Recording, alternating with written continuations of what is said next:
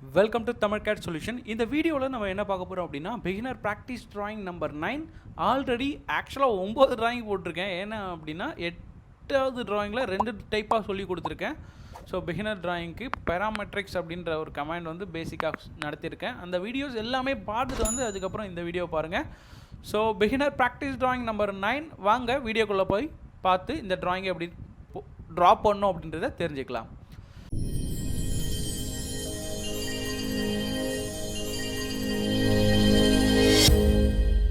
So எப்பயுமே சொல்கிறது தான், முதல்ல நீங்கள் இந்த ஆப்ஜெக்டை ட்ரா பண்ண போகிறீங்க அப்படின்னா எப்படி ட்ரா பண்ண போகிறோம், எதை பேஸ் பண்ணி ட்ரா பண்ண போகிறோம் அப்படின்றத ஃபஸ்ட்டு நீங்கள் திங்க் பண்ணிவிட்டு அதுக்கப்புறம் ட்ரா பண்ண ஆரம்பிக்கணும். ஸோ அதுதான், இல்லைனா டைம் சேவ் ஆகாது, உங்களுக்கு டைம் ரொம்ப எக்ஸ்டெண்ட் ஆகும். எதை பேஸ் பண்ணி ஆரம்பித்தா எப்படி கம்ப்ளீட் பண்ண முடியும் அப்படின்றத திங்கிங்கை இங்கேயே நீங்கள் வந்து க்ரியேட் பண்ணணும். ஓகேங்களா? ஸோ அதுதான் ஃபஸ்ட்டு திங்ஸ். ஸோ அதை பேஸ் பண்ணி அடுத்தடுத்து எப்படி ப்ராசஸ் பண்ணலாம் அப்படின்றத பார்க்கலாம். இப்போது இந்த ஆப்ஜெக்டை நான் ட்ரா பண்ண வேண்டியது இங்கே பார்த்தீங்கன்னா 90, அதாவது 50 and 40, 90 mm ஒரு லைன் வரைய போகிறேன். இதோட எண்டில் தான் இந்த ஆக்சிஸ் இருக்குது, அதாவது இந்த சர்க்கிளோட சென்டர் பாயிண்ட் இருக்குது. தென் அதே மாதிரி 50யோட எண்டில் தான் இதோட சர்க்கிளோட சென்டர் பாயிண்ட் இருக்குது, அது வந்து 15 ரேடியஸ். இதோட டிஸ்டன்ஸ் பார்த்தீங்கன்னா 15 ரேடியஸ். இந்த பாயிண்ட்லேருந்து இந்த பாயிண்ட் இருக்குது 15 ரேடியஸ் தான் இருக்குது. தென் அடுத்ததாக பார்த்தீங்க அப்படின்னா இந்த சர்க்கிள் நான் வரையணும் அப்படின்னா இதுக்கு வந்து டிஸ்டன்ஸ் கொடுத்துருக்காங்க. ஸோ இந்த எண்ட் பாயிண்ட் நம்மளுக்கு தெரியும். இந்த எண்ட் பாயிண்ட் தெரிஞ்சிச்சு அப்படின்னா இதை பேஸ் பண்ணி இங்கே வரைஞ்சிக்கலாம். ஸோ இந்த ஆக்சிஸும் காமனான லைனில் தான் இருக்குது. ஸோ அப்போ வந்து இதோட டிஸ்டன்ஸ் 15, அப்போது இதோட டிஸ்டன்ஸும் 15. ஸோ இந்த இடத்துலேருந்து 85 mm, அப்போது இந்த சென்டர் பாயிண்ட்லேருந்து 40 mm கொடுத்து இந்த ரெண்டு சர்க்கிள்ஸை வரைய முடியும். ஒன்று வந்து பார்த்தீங்கன்னா 20 டயாமீட்டர், இன்னொன்று 30 ரேடியஸ்.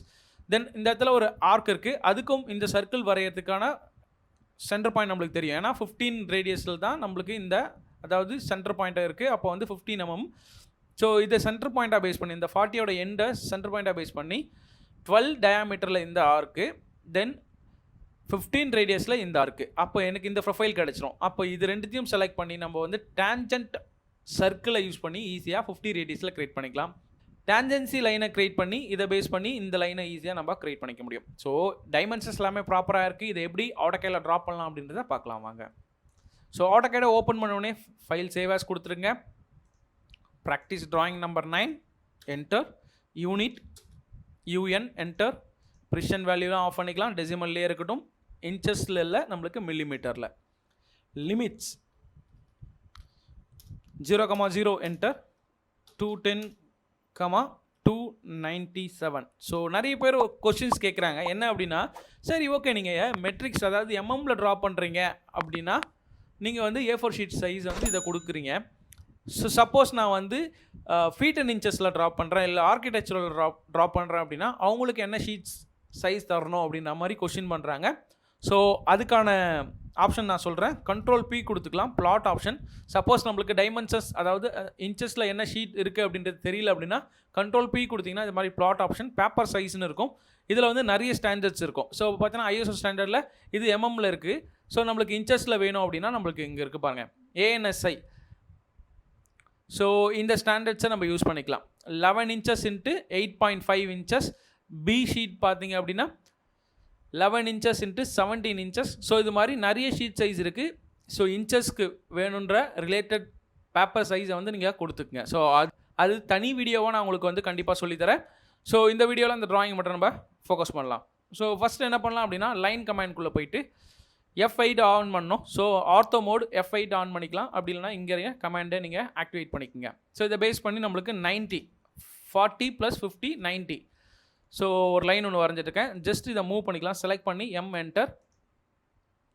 F8 ஆஃப் பண்ணிட்டு எங்கே வேணாலும் ஜஸ்ட்டு மூவ் பண்ணி வச்சுக்கோங்க. இப்போது XL என்டர். கன்ஸ்ட்ரக்ஷன் லைன் அப்படின்ற மாதிரி சொல்லியிருந்தேன். ட்ராயிங் நான் சைடில் வைக்கிறேன், அதை பேஸ் பண்ணி நீங்கள் வரைங்க. F8 ஆன் பண்ணிங்கன்னா ஸ்ட்ரைட் லைன்ஸ்லாம் நம்மளுக்கு ட்ராப் ஆகும்ல.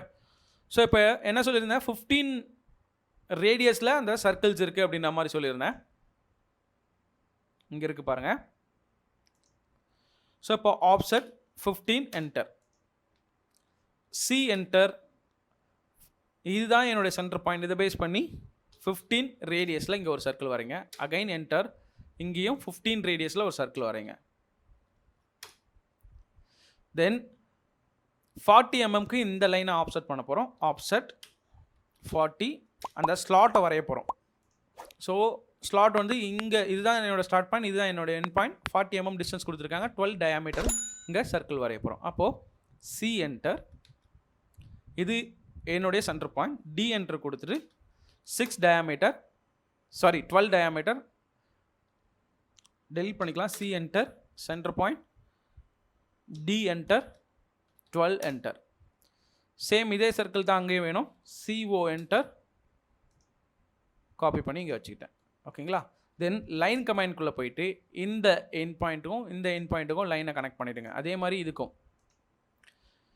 ஓகேங்களா, கன்வெர்ட் பண்ணிட்டோம். தென் அடுத்ததாக பார்த்தீங்க அப்படின்னா இந்த சர்க்கிளில் நம்ம வரைய போகிறோங்க. இதுக்கான டிஸ்டன்ஸ் வந்து இங்கே கொடுத்துருக்காங்க 85. அதுக்கப்புறம் பார்த்தீங்கன்னா இந்த லைனை பேஸ் பண்ணி 40 அப்படின்ற மாதிரி கொடுத்துருக்காங்களா, அதை வரைஞ்சிக்கலாம். இதை செலக்ட் பண்ணி ஆப்செட் 85 என்டர், இதை செலக்ட் பண்ணி 40 என்டர். அப்போது என்னுடைய சென்டர் பாயிண்ட் எதுனா இங்கே இருக்கிறது தான் நம்மளோட சென்டர் பாயிண்ட். அப்போது சி என்டர் கொடுத்துட்டு இதை பேஸ் பண்ணி 30 ரேடியஸில் ஒரு சர்க்கிள் வரையணும். சாரி 30 ரேடியஸில் ஒரு சர்க்கிள் வரையணும். 30 ரேடியஸ் என்டர், சி என்டர். தென் 20 டயாமீட்டரில் ஒரு சர்க்கிள். டி என்டர் கொடுத்துட்டு 20 டயாமீட்டர். ஓகேங்களா. ஸோ இதை வரைஞ்சிட்டோம். தென் அடுத்ததாக என்ன பண்ணோம் அப்படின்னா இது வந்து டேஞ்சன்சி லைன் போட்டு இதை க்ளோஸ் பண்ணணும். அதுக்கப்புறம் பார்த்தீங்கன்னா இங்கே டேஞ்சன்சி ஆர்க், அதோட ஆர்க் ரேடியஸ் பார்த்தீங்க அப்படின்னா 50 ரேடியஸ் சொல்லியிருக்காங்க. ஸோ அதை வரைஞ்சிடலாம். ஓகேங்களா, ரெண்டுத்தையும் வரைய போகிறோம். லைன் கமாண்ட் எல் என்டர், ஷிஃப்ட்டை ஹோல்ட் பண்ணிவிட்டு ரைட் கிளிக் கொடுத்துட்டு டேஞ்சன்ட் அப்படின்ற கமாண்ட் இருக்கும், அதை எனேபிள் பண்ணிவிடுங்க. அகைன் ஷிஃப்ட்டை ஹோல்ட் பண்ணி ரைட் கிளிக் கொடுத்துட்டு டேஞ்சன்ட் இந்த லைனில், அதாவது இந்த சர்க்கிளில் கொடுத்துக்கலாம். ஸோ இது வந்து டேஞ்சன்சியாக ஈஸியாக கிரியேட் ஆகிடுச்சு. தென் இந்த இடத்துல 50 ரேடியஸில் ஒரு ஆர்க் வரையணும்ல, அதாவது டேஞ்சன்ட் ஆர்க்காக வரையணும். அதுக்கு நான் என்ன பண்ணுறேன்னா டேன் ரேடியஸ், எனக்கு ரேடியஸ் இருக்குது, அப்போ 2 இடத்துல டேஞ்சன்ட் டச் ஆகணும். அப்போ இந்த கமாண்ட் கரெக்டாக இருக்கும். சர்க்கிளில் டேன் ரேடியஸ், இதுக்கும் டேஞ்சன்சியாக இருக்கணும். ரேடியஸ் பார்த்தீங்க அப்படின்னா 50. ஓகேங்களா. ஸோ கரெக்டாக இது கிரியேட் ஆகிடுச்சு. ஸோ கரெக்டாக அவங்க என்ன டைமென்ஷன்ஸ் கொடுத்தாங்களோ அதை பேஸ் பண்ணி ட்ரா பண்ணி முடிச்சிட்டோம். பட் ப்ரொஃபைல் பாருங்கள் அன்ஈவனாக இருக்கா மாதிரி நம்மளுக்கு ஃபீல் ஆகுது. ஏன்னா எல்லாமே வந்து கன்ஸ்ட்ரக்ஷன் லைன்ஸ் இதெல்லாம் போட்டு நம்ம ட்ரா பண்ணியிருந்தோம். அதனால் வந்து அன்வான்டாக தான் நம்மளுக்கு தெரியும். ஸோ அது எதெல்லாம் தேவையில்லையோ அதெல்லாம் டெலிட் பண்ணிடுங்க. TR டபுள் என்டர், இது தேவையில்லை. தென் இதுவும் தேவையில்லை, இதுவும் தேவையில்லை. தென் இதுவும் தேவையில்லை, இதுவும் தேவையில்லை, இதுவும் தேவையில்லை. ஸோ இப்போ ப்ரொஃபைல் பாருங்கள்.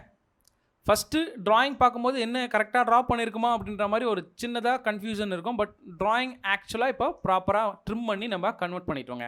ஸோ இது மாதிரி தான் இருக்கும். ஓகேங்களா. ஸோ இப்போ சென்டர் ஆக்சிஸ்லாம் ட்ரா பண்ணோம்ல, அதை வரைஞ்சிக்கலாமா. ஃபஸ்ட்டு வந்து லைன் கமாண்ட்குள்ளே போயிடலாம்.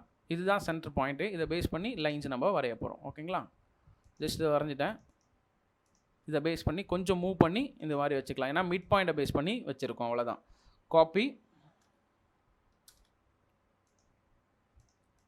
Rotate, RO enter, move.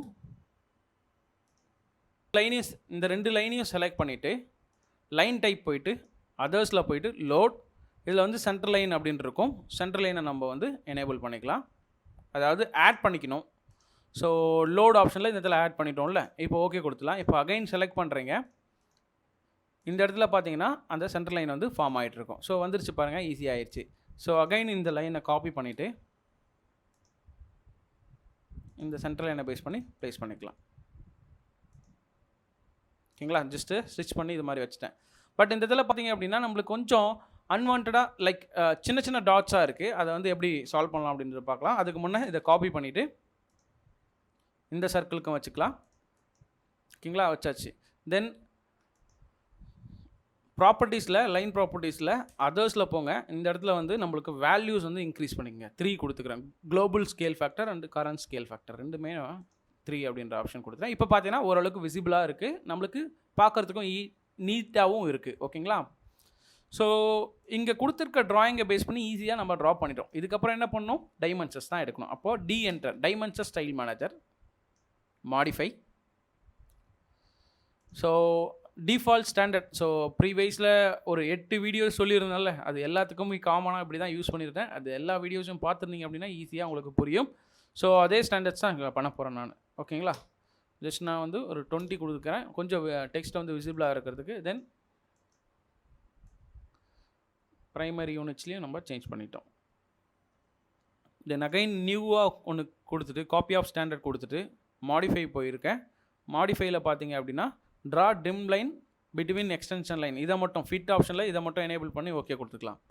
இப்போது ஸ்டாண்டர்டை வந்து செட் கரண்ட் கொடுத்து க்ளோஸ் பண்ணிக்கோங்க. DLI என்டர், இதுதான் நம்மளுடைய ஆரிஜின். ஓகேங்களா? இதை பேஸ் பண்ணி டக்குன்னு டைமென்ஷன்ஸ் மட்டும் எடுங்க.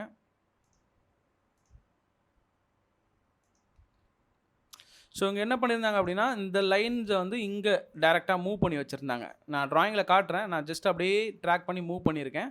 ஸோ ப்ரீவைஸில் செக் பண்ணும்போது ஈஸியாக உங்களுக்கு இருக்கும். அடுத்தடுத்து நம்ம செக் பண்ணுவோம். ஸோ அடுத்ததாக பார்த்தீங்கன்னா டிஸ்டன்ஸ் DLI என்டர், இதை பேஸ் பண்ணி இதோட டிஸ்டன்ஸ் 40 இருக்கணும் நம்மளுக்கு.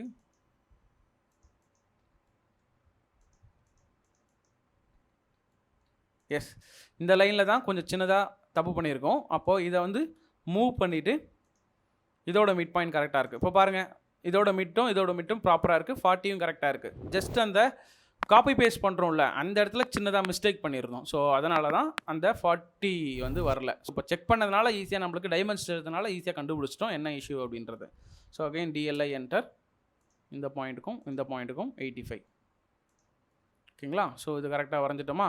அடுத்தது இப்போது இந்த இடத்துல 12 அப்படின்ற மாதிரி சொல்லியிருந்தாங்களே, அதையும் நம்ம எடுத்து காட்டிடலாம். ஸோ வெளியில் போயிருக்கு, பிரச்சனை இல்லை, இது இஷ்யூ இல்லை. எந்த டேரெக்ஷன் உள்ளே இருந்தாலும் பிரச்சனை இல்லை, வெளியில் இருந்தாலும் ப்ராப்ளமும் இல்லை. ஓகேங்களா? ஸோ இது வரைக்கும் ப்ராப்பராக ட்ரா பண்ணிட்டோம். தென் இதோட ரேடியஸ்லாம் எடுக்கணும். ஸோ ரேடியஸ் எடுக்கிறதுக்கு வந்து பார்த்தீங்கன்னா DRA அப்படின்ற கமாண்டையும் யூஸ் பண்ணலாம். அப்படி இல்லைனா இது மாதிரி டேரெக்டாக பிக் பண்ணிக்க முடியும். ஸோ இப்போ பாருங்கள், நம்மளுக்கு இந்த இதில் ப்ராப்பராக வரல. லாஸ்ட் டைம் நான் சொல்லியிருந்தேன் dim line between extension line அப்படின்ற கமாண்ட் சொல்லியிருந்தேன். அதை வந்து ஆக்டிவேட் பண்ணியிருந்தோம் காப்பி ஆஃப் ஸ்டாண்டர்டில் தான். ஸோ அதை மட்டும் எனேபிள் பண்ணிக்கணுமா? ஃபஸ்ட்டு என்ன பண்ணலாம் அப்படின்னா இதுக்கு மட்டும் இந்த ரேடியஸ் எடுத்துக்கலாம். இதை வந்து என்ன பண்ணலாம், காப்பி ஆஃப் ஸ்டாண்டர்டுக்கு நம்ம சேஞ்ச் பண்ணிடுவோம். இப்போ பார்த்தீங்கன்னா ப்ராப்பராக சேஞ்ச் ஆகிடுச்சு. அகைன் என்டர் கொடுத்துட்டு காப்பி ஆஃப் ஸ்டாண்டர்டை எனேபிள் பண்ணிவிட்டு செட் கரண்ட் கொடுத்து க்ளோஸ் பண்ணிக்கலாம். இப்போ DLI enter, DRA enter, radius. So ஈஸியாக எடுத்துட்டோம். அதே மாதிரி பார்த்தீங்கன்னா இங்கேயும் அந்த ரேடியஸ் எடுத்துட்டோம். இந்த இடத்துல பார்த்தீங்கன்னா டயாமீட்டர் சொல்லியிருந்தாங்க. ஸோ இங்கே செக் பண்ணிங்க, டயாமீட்டர் சொல்லியிருக்காங்க. அது வந்து 20 டயாமீட்டர் அப்படின்ற மாதிரி சொல்லியிருக்காங்களா? ஸோ அதே மாதிரி டைமென்ஷன்ஸ் எப்படி எடுக்கலாம் அப்படின்றத பார்க்கலாம். டயாமீட்டர் ஆப்ஷன் போகிறேன். ஈஸியாக டயாமீட்டர் ஆப்ஷனில் கொடுத்து எடுத்தாச்சு. ஓகேங்களா? ஸோ எங்கே வேணுமோ ஜஸ்ட் அப்படி மூவ் பண்ணிங்க அப்படின்னா உங்களுக்கு இது மாதிரி மூவ் ஆகிடும். ஏரோஸ் வந்து உள்ளே தான் உங்களுக்கு இருக்கணும் அப்படின்னாலும் இந்த ஏரோ செலக்ட் பண்ணிங்கன்னா இது மாதிரி 2 பாயிண்ட்ஸ் காட்டும். ஸோ அந்த இடத்துல வச்சிங்கன்னா ஃப்ளிப் ஏரோ கொடுத்தீங்கன்னா ஆட்டோமேட்டிக்காக இன்சைடில் வந்து ஃப்ளிப் ஆகிடும். ஸோ செக் பண்ணி பாருங்கள், இப்போ கரெக்டாக இருக்குது பாருங்கள். ஸோ இது மாதிரி தாங்க டைமென்ஷன்ஸ் எடுக்கணும், இது மாதிரி தான் ஆப்ஜெக்ட்ஸை ட்ரா பண்ணணும், இது மாதிரி தான் ட்ராயிங்கு ரீட் பண்ணணும். ஸோ ஃபஸ்ட்டு எப்படி நீங்கள் ட்ரா பண்ண போகிறீங்க அப்படின்றத அண்டர்ஸ்டாண்ட் பண்ணிட்டீங்க அப்படின்னா ரொம்ப சிம்பிளாக இருக்குங்க இந்த ட்ராயிங் ட்ரா பண்ணுறதுல. ஸோ அடுத்த வீடியோவில் இந்த ஆப்ஜெக்டை பற்றி பார்க்கலாம். இந்த வீடியோ உங்களுக்கு பிடிச்சிருந்தது அப்படின்னா லைக் பண்ணுங்கள், கமெண்ட் பண்ணுங்கள். மறக்காமல் நீங்கள் இந்த வீடியோவில் என்ன கமெண்ட்ஸ் கற்றுக்கிட்டீங்களோ அதை கமெண்ட் பண்ணுங்கள். Thank you for watching.